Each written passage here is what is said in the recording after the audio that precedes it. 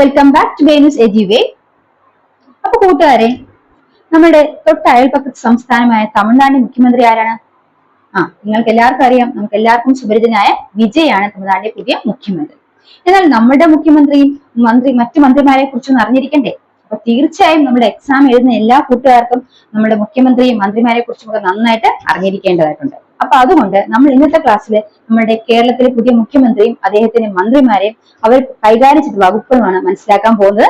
തീർച്ചയായും ഇത് മനസ്സിലാക്കി വെച്ചോളാം. വരുന്ന എക്സാംസിനെല്ലാം ഇതിന് ക്വസ്റ്റ്യൻസ് പ്രതീക്ഷിക്കാവുന്നതാണ്. അപ്പൊ നമുക്ക് ഓരോ കാര്യങ്ങളും ഇതിന് പഠിച്ചു പോകാം. തെരഞ്ഞെടുപ്പുമായി ബന്ധപ്പെട്ട കാര്യങ്ങൾ നമ്മൾ ഡിസ്കസ് ചെയ്യുന്നതാണ്. അപ്പൊ തീർച്ചയായും ക്ലാസ് ഉപയോഗപ്പെടുത്തുക.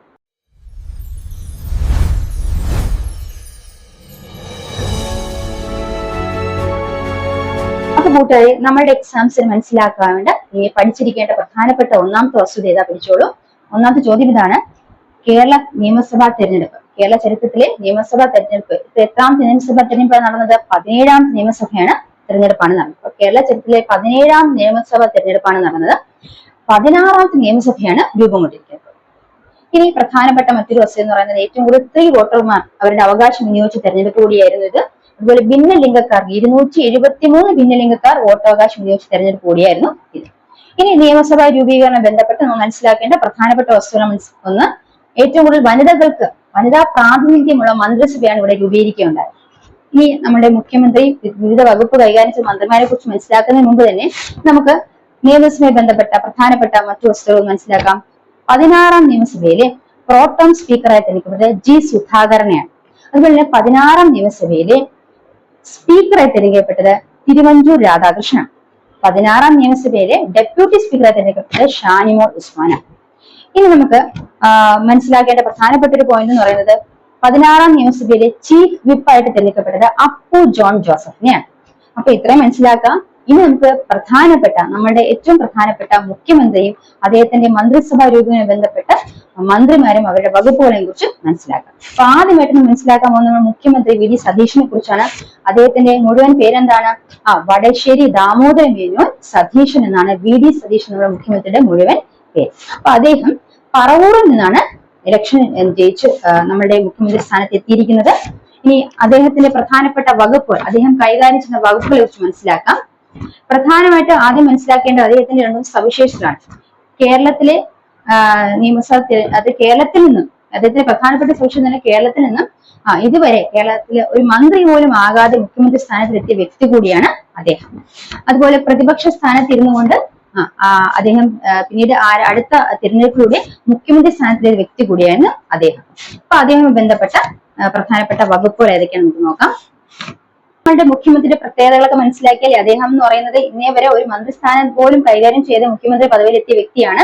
ഇനി അദ്ദേഹം എന്ന് പറയുന്നത് കേരളത്തിലെ 24ാമത്തെ മുഖ്യമന്ത്രിയാണ്. അതുപോലെ മുഖ്യമന്ത്രി പദവിയിലെത്തുന്ന 13ാമത്തെ വ്യക്തി കൂടിയാണ് അദ്ദേഹം. അപ്പൊ ഇതൊക്കെ ഒന്ന് മനസ്സിലാക്കി വെക്കുക. ഇനി മനസ്സിലാക്കേണ്ട അദ്ദേഹത്തിന്റെ പ്രധാനപ്പെട്ട വകുപ്പുകളാണ്. ഇനി അദ്ദേഹം മന്ത്രിസഭ രൂപീകരിച്ചു. ഇനി മന്ത്രിസഭയിൽ എത്ര മന്ത്രിമാരാണ്? മുഖ്യമന്ത്രി ഉൾപ്പെടെ 21 മന്ത്രിമാരാണ് മന്ത്രിസഭയിൽ ഉള്ളത്. ഇനി അതിൽ തന്നെ വനിതകളുടെ പ്രാതിനിധ്യം ഏറ്റവും കൂടുതലായ 11 വനിതകൾക്കാണ് ഈ മന്ത്രിസഭയിൽ അവസരം കൊടുത്തിരിക്കുന്നത്. അപ്പൊ മുഖ്യമന്ത്രി സ്ഥാനത്തിന് അദ്ദേഹം കൈകാര്യം ചെയ്ത പ്രധാനപ്പെട്ട വകുപ്പുകൾ നോക്കിക്കോളൂ. PSC പരീക്ഷയ്ക്ക് വളരെ ഇമ്പോർട്ടന്റ് ആണ്. പ്രധാന വകുപ്പുകൾ ഏതാണ്? പൊതുഭരണ വകുപ്പ് അല്ലെങ്കിൽ ജനറൽ അഡ്മിനിസ്ട്രേഷൻ, ആസൂത്രണവും സാമ്പത്തിക കാര്യങ്ങൾ പ്ലാനിംഗ് ആൻഡ് എക്കണോമിക് അഫയേഴ്സ്, നിയമം ലോ, ശാസ്ത്ര സാങ്കേതിക വകുപ്പ് സയൻസ് ആൻഡ് ടെക്നോളജി, ധനകാര്യം ഫൈനാൻസ്, വാണിജ്യ നികുതി കമേഴ്ഷ്യൽ ടാക്സസ്, ട്രഷറികൾ, അതുപോലെ തന്നെ തുറമുഖം, ഇതെല്ലാം അദ്ദേഹം കൈകാര്യം ചെയ്ത പ്രധാനപ്പെട്ട വകുപ്പുകളാണ്. ഒന്നുകൂടെ പറഞ്ഞ് മനസ്സിലാക്കിക്കോളൂ. പൊതുഭരണ വകുപ്പ്, ആസൂത്രണവും സാമ്പത്തിക കാര്യങ്ങളും, നിയമം, ശാസ്ത്ര സാങ്കേതിക വകുപ്പ്, ധനകാര്യം, വാണിജ്യ നികുതി, അതുപോലെ ട്രഷറികൾ, തുറമുഖം, ഇതെല്ലാം പ്രധാനപ്പെട്ട അദ്ദേഹം കൈകാര്യം ചെയ്യുന്ന വകുപ്പുകളാണ്. ഇനി അദ്ദേഹം കൈകാര്യം ചെയ്യുന്ന മറ്റു വകുപ്പുകളൊന്ന് മനസ്സിലാക്കി വെച്ചോളൂ. National savings, stores purchase, agriculture income tax, lottery, state audit, KSFE, state insurance, Kerala finance corporation, സ്റ്റാമ്പും സ്റ്റാമ്പ് ഡ്യൂട്ടിയും, തുറമുഖങ്ങൾ, മലിനീകരണ നിയന്ത്രണം, ശാസ്ത്രീയ സ്ഥാപനങ്ങൾ, പേഴ്സണൽ ആൻഡ് അഡ്മിനിസ്ട്രേഷൻ റിഫോംസ്, തിരഞ്ഞെടുപ്പ്, ഇന്റഗ്രേഷൻ, സൈനിക ക്ഷേമം, ദുരിതാശ്വാസം, state hospitality, administration of civil and criminal justice, എയർപോർട്ടുകൾ, മെട്രോ റെയിൽവേ, അന്തർ സംസ്ഥാന നദീജലം, coasting, shipping and inland navigation, information and public relations, printing and stationery, ന്യൂനപക്ഷ ക്ഷേമം, ഇത്തരം വകുപ്പുകളുമാണ് അദ്ദേഹം പ്രധാനമായിട്ട് കൈകാര്യം ചെയ്യുന്നത്. അപ്പൊ പ്രധാനപ്പെട്ട അദ്ദേഹത്തിന്റെ വകുപ്പുകൾ നമ്മൾ മനസ്സിലാക്കി വെച്ചേണ്ടതായിട്ടുണ്ട്. അപ്പൊ അതിൽ നിന്നാണ് ക്വസ്റ്റ്യൻസ് കൂടുതലായിട്ട് ചോദിക്കാൻ സാധ്യതയുള്ളത്. അപ്പൊ പ്രധാനപ്പെട്ട മുഖ്യമന്ത്രി കൈകാര്യം ചെയ്യുന്ന പ്രധാന വകുപ്പുകൾ പഠിച്ചു വെച്ചേക്കാം. അടുത്തത് രമേശ് ചെന്നിത്തല. നമ്മുടെ പ്രധാനപ്പെട്ട മന്ത്രിമാരെ കൂടെ നോക്കാം. അദ്ദേഹം കൈകാര്യം ചെയ്ത വകുപ്പുകൾ നോക്കാം. രമേശ് ചെന്നിത്തല അദ്ദേഹം കൈകാര്യം ചെയ്ത വകുപ്പാണ് ആഭ്യന്തരം അഥവാ ഹോം, വിജിലൻസ്, അതുപോലെ ഫയർ ആൻഡ് റെസ്ക്യൂ സർവീസസ്, ജയിലുകൾ, കയർ. ഈ വകുപ്പുകളാണ് പ്രധാനമായിട്ട് രമേശ് ചെന്നിത്തല കൈകാര്യം ചെയ്യുന്നത്. അപ്പൊ നമ്മളെ ആഭ്യന്തരം കൈകാര്യം ചെയ്യുന്ന മന്ത്രി ആരെന്ന് വെച്ചാൽ രമേശ് ചെന്നിത്തലയാണ്. അതുപോലെ വിജിലൻസും രമേശ് ചെന്നിത്തലയുമായി ബന്ധപ്പെട്ട് അദ്ദേഹം കൈകാര്യം ചെയ്യുന്ന വകുപ്പാണെന്ന് കൂടെ ഓർത്തുവയ്ക്കാം. അടുത്തത് മൂന്നാമത്തെ പ്രധാനപ്പെട്ട വകുപ്പ് കൈകാര്യം മന്ത്രിയാണ് നമുക്ക് എൻ ഷംസുദ്ദീൻ ആണ്. എൻ ഷംസുദ്ദീൻ എന്ന് പറഞ്ഞ മന്ത്രി കൈകാര്യം ചെയ്ത പ്രധാനപ്പെട്ട വകുപ്പ് ഏതാണ്? പൊതുവിദ്യാഭ്യാസം അല്ലെങ്കിൽ ജനറൽ എഡ്യൂക്കേഷൻ. അപ്പൊ നമ്മുടെ വിദ്യാഭ്യാസ മന്ത്രി അല്ലെങ്കിൽ പൊതുവിദ്യാഭ്യാസം കൈകാര്യം ചെയ്ത മന്ത്രിയാണെന്ന് വെച്ചാൽ എൻ ഷംസുദ്ദീൻ ആണ്. അദ്ദേഹം സാക്ഷരതാ പ്രസ്ഥാനം, ലിറ്ററസി മൂവ്മെന്റ്, ഹജ്ജ്, വഖഫ്, ന്യൂനപക്ഷ വികസനം, ഹജ്ജ്, വഖഫ് ആൻഡ് മൈനോറിറ്റി ഡെവലപ്മെന്റ് ഇതെല്ലാം കൈകാര്യം ചെയ്യുന്നത് എൻ ഷംസുദ്ദീൻ എന്ന മന്ത്രിയാണ്. അപ്പൊ എൻ ഷംസുദ്ദീൻ ആണ് നമ്മുടെ പൊതുവിദ്യാഭ്യാസ മന്ത്രി. അതുപോലെ സാക്ഷരതാ പ്രസ്ഥാനം, ലിറ്ററസി മൂവ്മെന്റ്, ഹജ്ജ്, വഖഫ്, ന്യൂനപക്ഷ വികസനം ഇതെല്ലാം ബന്ധപ്പെട്ട വകുപ്പുകൾ കൈകാര്യം ചെയ്യുന്ന മന്ത്രിയാണെന്ന് വെച്ചാൽ എൻ ഷംസുദ്ദീൻ ആണ്. അടുത്ത Roji M John. Roji M John എന്ന് പറയുന്ന മന്ത്രി കൈകാര്യം ചെയ്യുന്ന വകുപ്പാണ് കോളേജ് വിദ്യാഭ്യാസം അല്ലെങ്കിൽ കോളേജ് എഡ്യൂക്കേഷൻ, സാങ്കേതിക വിദ്യാഭ്യാസം, ടെക്നിക്കൽ എഡ്യൂക്കേഷൻ, സർവകലാശാലകൾ. അതിൽ തന്നെ കാർഷിക, വെറ്ററിനറി, ഫിഷറീസ്, മെഡിക്കൽ, ഡിജിറ്റൽ സർവകലാശാല ഒഴികെയുള്ള സർവകലാശാലയാണ് അദ്ദേഹത്തിന് കീഴിൽ വരുന്നത്. പ്രവേശന പരീക്ഷാ കമ്മീഷണറെ, അതുപോലെ തന്നെ NCC, ASAP എന്നിവയെല്ലാം കൈകാര്യം ചെയ്യുന്ന അല്ലെങ്കിൽ ആ വകുപ്പുകളെല്ലാം കൈകാര്യം ചെയ്യുന്ന മന്ത്രി ആരെന്ന് റോജി എം ജോൺ ആണ്. അപ്പൊ നമ്മുടെ വിദ്യാഭ്യാസ വകുപ്പ് മന്ത്രി ആരാണ്? എൻ ഷംസുദ്ദീൻ ആണ്. അതുപോലെ തന്നെ നമ്മുടെ കോളേജ് വിദ്യാഭ്യാസം അല്ലെങ്കിൽ ടെക്നിക്കൽ സാങ്കേതിക വിദ്യാഭ്യാസ കൈകാര്യം മന്ത്രി ആരെന്ന് വെച്ചാൽ റോജി എം ജോൺ ആണ്. അടുത്തത് കെ മുരളീധരൻ. കെ മുരളീധരൻ എന്ന മന്ത്രി കൈകാര്യം ചെയ്യുന്ന വകുപ്പുകളാണ് ആരോഗ്യം, ഹെൽത്ത്, മെഡിക്കൽ വിദ്യാഭ്യാസം, മെഡിക്കൽ എഡ്യൂക്കേഷൻ, മെഡിക്കൽ യൂണിവേഴ്സിറ്റി, തദ്ദേശീയ മരുന്ന് അല്ലെങ്കിൽ indigenous medicine, AYUSH, drug control, ഭക്ഷ്യസുരക്ഷ, ദേവസ്വം. അപ്പം ദേവസ്വം വകുപ്പ് കൈകാര്യം ചെയ്യുന്നത്. അതുപോലെ ആരോഗ്യം പ്രധാനപ്പെട്ട വകുപ്പ് കെ മുരളീധരന്റെ പ്രധാനപ്പെട്ട വകുപ്പ് ഏതാണ്? ആരോഗ്യം അല്ലെ. അപ്പൊ ആരോഗ്യം, മെഡിക്കൽ വിദ്യാഭ്യാസം കൈകാര്യം ചെയ്യുന്ന മന്ത്രി ആരാണെന്ന് വെച്ചാൽ കെ മുരളീധരനാണ്. അതുപോലെ തന്നെ അദ്ദേഹം ആയുഷ്, അതുപോലെ ഡ്രഗ് കൺട്രോൾ, ഭക്ഷ്യസുരക്ഷ, ദേവസ്വം മുതലായ വകുപ്പുകൾ കൈകാര്യം ചെയ്യുന്ന മന്ത്രി ആരാണ്? കെ മുരളീധരനാണ്.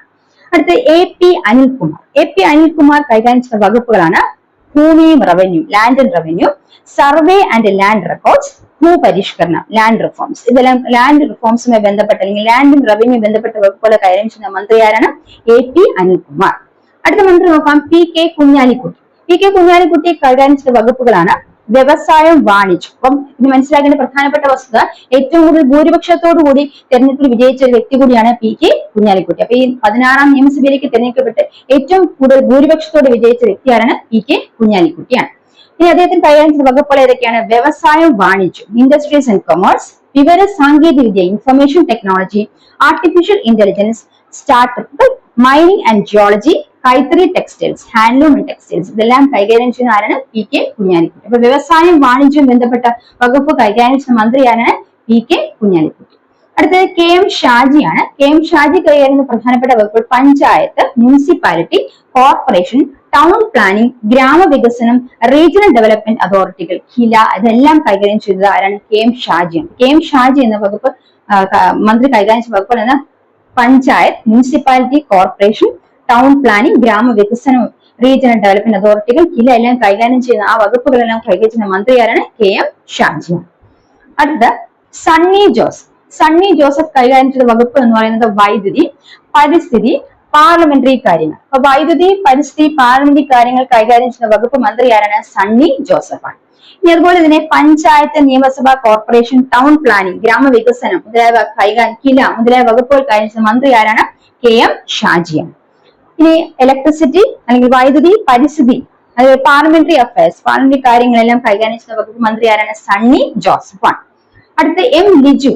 സഹകരണം, എക്സൈസ്. അപ്പൊ സഹകരണവും എക്സൈസും വകുപ്പ് കൈകാര്യം ചെയ്യുന്ന മന്ത്രി ആരാണ്? M ലിജു. അടുത്ത T സിദ്ദിഖ്. അദ്ദേഹത്തിന്റെ വകുപ്പ് കൃഷി, soil survey and soil conservation, Kerala കാർഷിക സർവകലാശാല, വെയർ ഹൗസിംഗ് കോർപ്പറേഷൻ. അപ്പൊ T സിദ്ദിഖ് എന്ന മന്ത്രി വകുപ്പ് കൈകാര്യം ചെയ്യുന്ന വകുപ്പാണ് കൃഷി, soil survey and soil conservation, അതുപോലെ കേരള കാർഷിക സർവകലാശാല, വെയർ ഹൗസിംഗ് കോർപ്പറേഷൻ എന്നീ വകുപ്പുകളെ കൈകാര്യം ചെയ്യുന്ന മന്ത്രിയാണ് T സിദ്ദിഖ്. അടുത്ത VE അബ്ദുൾ ഗഫൂർ. ഈ അബ്ദുൾ ഗഫൂർ എന്ന മന്ത്രി കൈകാര്യം ചെയ്ത പ്രധാനപ്പെട്ട വകുപ്പുകളാണ് ഫിഷറീസ്, ഹാർബറിംഗ് എഞ്ചിനീയറിംഗ്, സാമൂഹ്യ നീതി. സാമൂഹ്യ നീതി, ഫിഷറീസ്, ഹാർബറിംഗ് എഞ്ചിനീയറിംഗ് എന്നൊക്കെ കൈകാര്യം ചെയ്യുന്ന വകുപ്പ് മന്ത്രിയാണെന്ന് വെച്ചാൽ VE അബ്ദുൾ ഗഫൂർ ആണ്. അടുത്തത് ബിന്ദു കൃഷ്ണ. ബിന്ദു കൃഷ്ണ കൈകാര്യം ചെയ്യുന്ന പ്രധാനപ്പെട്ട വകുപ്പുകൾ തൊഴിൽ, ലേബർ, ക്ഷീരവികസനം, അതുപോലെ തന്നെ പാൽ സഹകരണ സംഘങ്ങൾ, ഡയറി ഡെവലപ്മെന്റ് കോർപ്പറേറ്റീവ്സ്, വനിതാ ശിശുക്ഷേമം. ഇത് കൈകാര്യം ചെയ്യുന്ന വകുപ്പ് മന്ത്രിയാണ് ബിന്ദു കൃഷ്ണ. അപ്പൊ നമ്മൾ പ്രധാനമായിട്ട് മനസ്സിലാക്കേണ്ട എന്തൊക്കെയാണ് ബിന്ദു കൃഷ്ണ കൈകാര്യം ചെയ്ത വകുപ്പുകൾ എന്താണ്? വനിതാ ശിശുക്ഷേമം, അതുപോലെ തൊഴിൽ, ക്ഷീരവികസനം, സഹകരണ സംഘങ്ങൾ, പാൽ സഹകരണ സംഘങ്ങൾ, ഇതെല്ലാം കൈകാര്യം ചെയ്ത വകുപ്പ് മന്ത്രിയാണ് ബിന്ദു കൃഷ്ണ. ഇനി ഞാൻ ഇതിന്റെ ഇടയ്ക്ക് ഒരു ചോദ്യം ചോദിക്കട്ടെ. നമ്മൾ പഠിച്ചതിൽ നിന്നാണ് വ്യവസായം, വാണിജ്യം മുതലായവ കൈകാര്യം ചെയ്ത വകുപ്പ് മന്ത്രി ആരാണ്?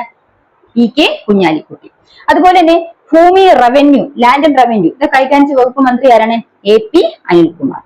അതുപോലെ മറ്റൊരു ചോദ്യം ആരോഗ്യം, അതുപോലെ ആയുഷ്, വിദ്യാഭ്യാസം, വിദ്യാഭ്യാസം, മെഡിക്കൽ യൂണിവേഴ്സിറ്റി ഇതെല്ലാം കൈകാര്യം ചെയ്യുന്ന വകുപ്പ് മന്ത്രി ആരാണ്? ദേവസ്വം ഇതെല്ലാം വരും. ഇതാണ് K മുരളീധരൻ. ഇതാണ് K മുരളീധരൻ. ഇനി നമ്മളുടെ പൊതുവിദ്യാഭ്യാസ വകുപ്പ് മന്ത്രി ആരാണെന്ന് ചോദിച്ചാൽ ആരാണ്? N ഷംസുദ്ദീൻ ആണ് പൊതുവിദ്യാഭ്യാസ വകുപ്പ് മന്ത്രി. ഇനി അതുപോലെ തന്നെ നമ്മളുടെ കോളേജ് വിദ്യാഭ്യാസ വകുപ്പ് മന്ത്രി ആരാണ്? കോളേജ് വിദ്യാഭ്യാസം, സാങ്കേതിക വിദ്യാഭ്യാസം അതൊക്കെ ആ കർത്തവ്യങ്ങൾക്ക് വഹിക്കുന്ന വകുപ്പിലെ മന്ത്രിയാണ് റോജി M ജോൺ. ഇനി നമ്മൾ മനസ്സിലാക്കിയ പ്രധാനപ്പെട്ട വനിതാ ശിശു വികസനം, അതുപോലെ തന്നെ തൊഴിൽ, ക്ഷീരവികസനം അതൊക്കെ ബന്ധപ്പെട്ട ആ വകുപ്പുകൾ കൈവരിച്ച മന്ത്രി ആരാണെന്ന് വെച്ചാൽ ബിന്ദു കൃഷ്ണ. ഇനി കൃഷിയും സോയിൽ സർവേ ആൻഡ് കൺസർവേഷൻ മുതലായ കാര്യങ്ങൾ കൈകാര്യം ചെയ്യുന്ന വകുപ്പ് മന്ത്രിയാണ് T സിദ്ദിഖ്. അപ്പോൾ നമ്മൾ അടുത്ത് നോക്കാണ് മോൻസ് ജോസഫ് കൈകാര്യം ചെയ്യുന്ന വകുപ്പുകൾ ജലസേചനം, കാഡ, ഭൂഗർഭ ജലവകുപ്പ്, ജലവിതരണവും ശുചിത്വവും, ഭവന നിർമ്മാണം. അപ്പൊ മോൻസ് ജോസഫ് എന്ന് പറഞ്ഞ മന്ത്രി കൈകാര്യം വകുപ്പുകളാണ് ജലസേചനം, ഭൂഗർഭ ജലവകുപ്പ്, കാഡ, ജലവിതരണവും ശുചിത്വം, അതുപോലെ ഭവന നിർമ്മാണം. ഇതൊക്കെ കൈകാര്യം ചെയ്യുന്ന വകുപ്പ് മന്ത്രിയാണ് മോൻസ് ജോസഫ്. അടുത്ത നോക്കാം CP ജോൺ കൈകാര്യം ചെയ്യുന്ന വകുപ്പുകളാണ് റോഡ് ഗതാഗതം, മോട്ടോർ വാഹന വകുപ്പ്, ജലഗതാഗതം. ജലഗതാഗതം, റോഡ് ഗതാഗതം, മോട്ടോർ വാഹന വകുപ്പ് ഇതെല്ലാം കൈകാര്യം ചെയ്യുന്ന മന്ത്രി ആരാണ്? CP John. അടുത്ത PK ബഷീർ ആണ്. PK ബഷീർ കൈകാര്യം ചെയ്യുന്ന വകുപ്പാണ് പൊതുമരാമത്ത് വകുപ്പ്. അപ്പൊ പൊതുമരാമത്ത് വകുപ്പ് കൈകാര്യം ചെയ്യുന്ന മന്ത്രിയാണ് PK ബഷീർ. ഇനി അതുപോലെ റോഡ് ഗതാഗതം, ജലഗതാഗതം, അതുപോലെ മോട്ടോർ വാഹന വകുപ്പ് ഇവ കൈകാര്യം ചെയ്യുന്ന മന്ത്രി ആരാണ്? CP John.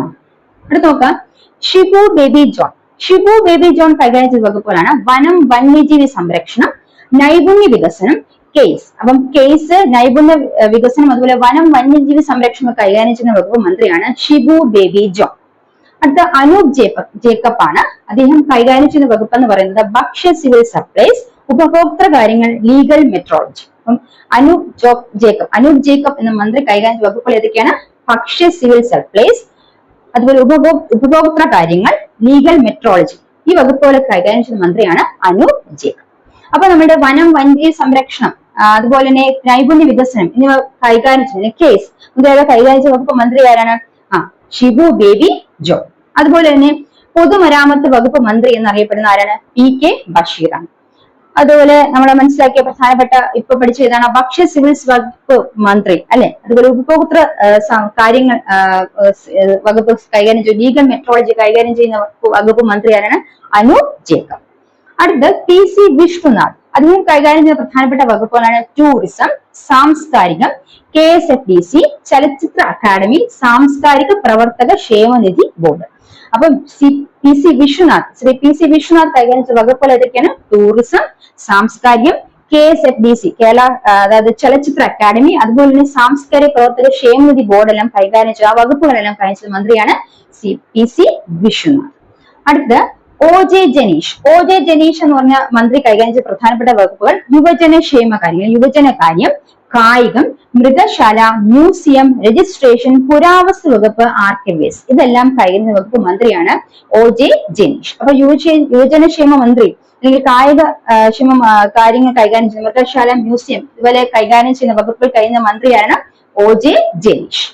അടുത്തത് KA തുളസി. അപ്പൊ KA തുളസി എന്ന് പറയുന്ന വകുപ്പ് കൈകാര്യം ചെയ്യുന്ന അവർ കൈകാര്യം ചെയ്യുന്ന വകുപ്പുകൾ ഏതൊക്കെയാണെന്ന് ചോദിച്ചാൽ ആ മന്ത്രിയുടെ വകുപ്പുകളാണ് പട്ടികജാതി, പട്ടികവർഗ, പിന്നോക്ക വിഭാഗ ക്ഷേമം, അതാണ് അവർ കൈകാര്യം ചെയ്ത പ്രധാനപ്പെട്ട വകുപ്പ്. ഏതാണ്? പട്ടികജാതി പട്ടികവർഗ പിന്നോക്ക വിഭാഗ ക്ഷേമമാണ് കെ തുളസി എന്ന് പറഞ്ഞ മന്ത്രി കൈകാര്യം ചെയ്ത പ്രധാനപ്പെട്ട വകുപ്പുകൾ.